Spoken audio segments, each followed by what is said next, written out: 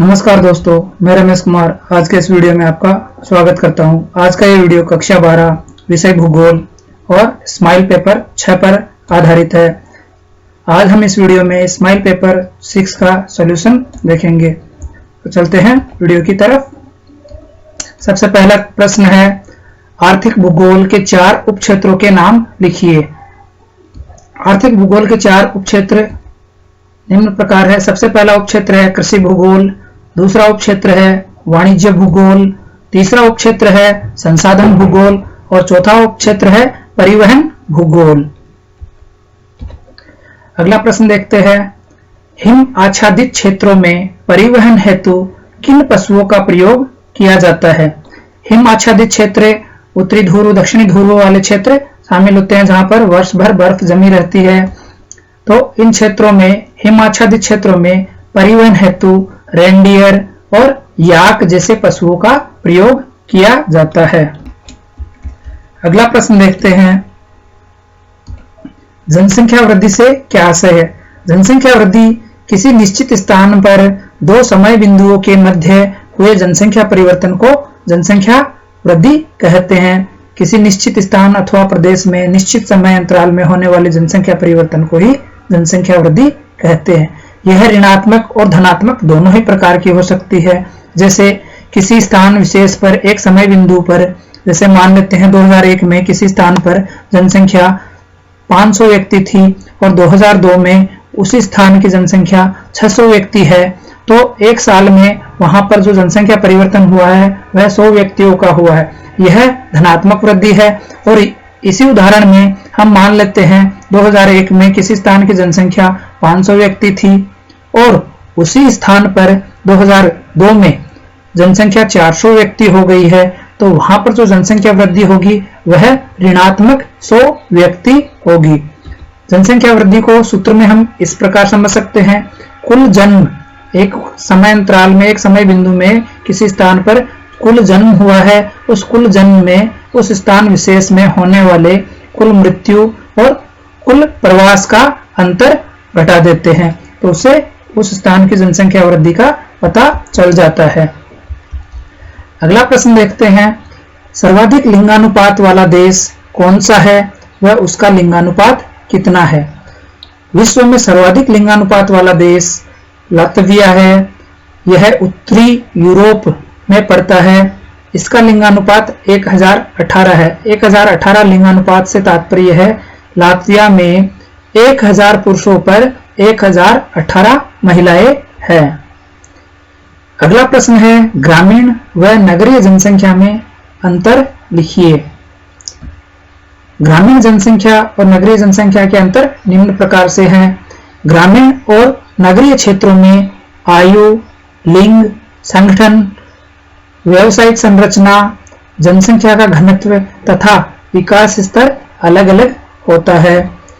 दूसरा अंतर है, गांवों में रहने वाली कृषि अथवा प्राकृतिक क्रियाकलापों में संलग्न जनसंख्या को ग्रामीण जनसंख्या कहते हैं। ग्रामीण जनसंख्या प्राकृतिक क्रियाकलापों में संलग्न रहती है, जैसे कृषि है, खेतीबाड़ी है या अन्य प्राथमिक व्यवसाय। नगरों में निवास करने वाली गैर कृषि कार्य जैसे उद्योग व अन्य सेवाओं में संलग्न जनसंख्या को नगरीय जनसंख्या कहते हैं। तीसरा अंतर है, विश्व की नगरीय जनसंख्या में प्रतिवर्ष 6 करोड़ की वृद्धि हो रही है, अर्थात विश्व में प्रतिवर्ष नगरीय जनसंख्या 6 करोड़ के लगभग बढ़ रही है, जो ग्रामीण जनसंख्या में हो रही वृद्धि का लगभग 3 गुना है। ग्रामीण जनसंख्या में वृद्धि कम और नगरीय जनसंख्या में वृद्धि अधिक हो रही है। अगला प्रश्न देखते हैं, केरल का मानव विकास सूचकांक सर्वाधिक होने का क्या कारण है। केरल का मानव विकास सूचकांक वर्तमान में 0.700 के साथ भारत में सर्वोच्च स्थान पर है। भारत में केरल का मानव विकास सूचकांक सर्वाधिक होने का प्रमुख कारण केरल की साक्षरता दर उच्च होना है। केरल में साक्षरता दर बहुत ही अधिक है, इस कारण वहां का मानव विकास सूचकांक भी उच्च है, क्योंकि साक्षरता के साथ ही किसी क्षेत्र में और भी कई चीजों का विकास बहुत तेजी से होता है। अगला प्रश्न देखते हैं, विश्व रेखा मानचित्र में निम्नलिखित स्थानों को अंकित करो। सबसे पहले भूमध्य सागर, दक्षिण अफ्रीका, सूडान और जापान। देखते हैं हम आगे मैप में। सबसे पहले भूमध्य सागर। भूमध्य सागर कहां पर है? भूमध्य सागर यूरोप महाद्वीप और दक्षिण अफ्रीका महाद्वीप के मध्य, ये जो रेड ग्लो हुआ है, रेड डॉट ग्लो हुआ है, यह भूमध्य सागर है जो दक्षिण अफ्रीका महाद्वीप और यूरोप महाद्वीप के मध्य है। दूसरा हम देखते हैं दक्षिण अफ्रीका। दक्षिण अफ्रीका अफ्रीका महाद्वीप के बिल्कुल दक्षिण में, बिल्कुल नीचे की तरफ दक्षिण अफ्रीका देश स्थित है। तीसरा हम अगला देश देखते हैं सूडान। सूडान अफ्रीका महाद्वीप के पूर्व की तरफ अवस्थित है। अंतिम देश है जापान। जापान रूस के दक्षिण पूर्व में स्थित है।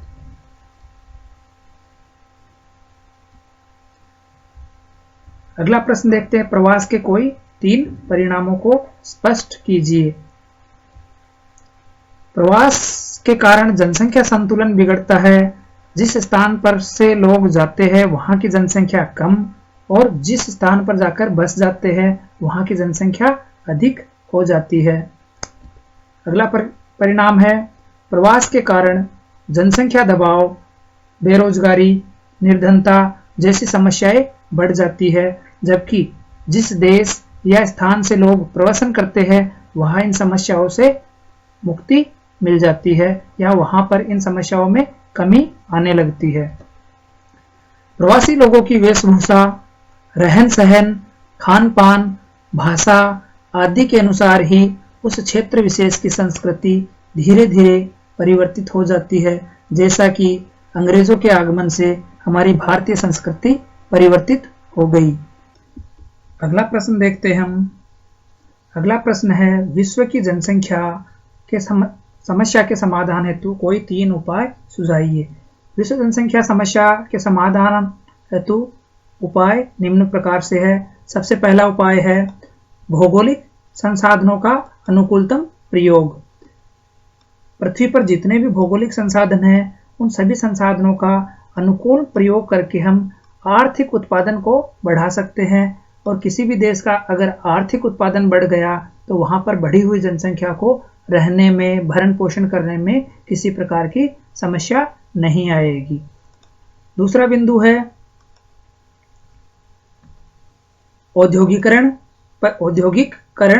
परिवहन, संचार साधनों, खनन उद्योगों और निर्माण उद्योगों की उन्नति करना, यांत्रिकरण करना, और अन्य संसाधन है जैसे कोयला, पेट्रोल, बिजली, इनके अधिकतम उत्पादन पर नियंत्रण आवश्यक है। इनका अधिकतम उत्पादन सरकार को नियंत्रण में रखकर करना चाहिए, जिससे आने वाली पीढ़ी भी इनके प्रयोग से वंचित ना रहे।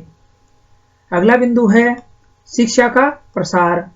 शिक्षा का प्रसार सब समस्याओं का मूल हल है। शिक्षा का प्रसार अगर अधिक से अधिक होगा तो जनसंख्या की वृद्धि में वैसे ही कमी आ जाएगी, क्योंकि एक पढ़ा लिखा इंसान छोटे परिवार का महत्व अच्छे से समझ सकता है। विज्ञान और तकनीकी प्रशिक्षण के अधिक से अधिक प्रसार से हम जागरूकता लाकर भी जनसंख्या की समस्या को सॉल्व कर सकते हैं। चौथा बिंदु है कृषि का नवीनीकरण। कृषि का नवीनीकरण से तात्पर्य है हम आज भी पुराने तरीके से कृषि कर रहे हैं। कृषि में नवीन तकनीकी वैज्ञानिक विधियों का प्रयोग करके हम बढ़ी हुई जनसंख्या के लिए खाद्य सामग्री का उत्पादन बढ़ा सकते हैं। अंतिम बिंदु है सागरीय संसाधनों का उपयोग।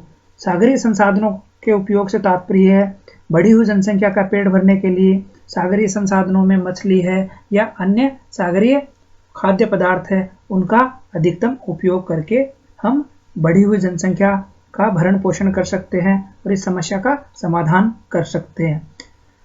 अंतिम प्रश्न है एस्किमो और बुशमैन जनजाति की तुलना निम्नांकित मदों के अंतर्गत कीजिए। इसमें निवास क्षेत्र पूछा है, निवास ग्रहों में अंतर पूछा है, उपकरण और संस्कृति में अंतर पूछा है। एस्किमो और बुशमैन जनजाति का तुलनात्मक विवरण निम्न सारणी के अनुसार है और आपको यह सारणी पीडीएफ नोट्स में मिल जाएगी। पीडीएफ नोट्स में लिंक को डिस्क्रिप्शन में दिए गए लिंक को क्लिक करो और इस पेपर के पीडीएफ नोट्स प्राप्त कर लो। अगर आपको ये वीडियो पसंद आया हो तो लाइक, शेयर और सब्सक्राइब करना ना भूलें।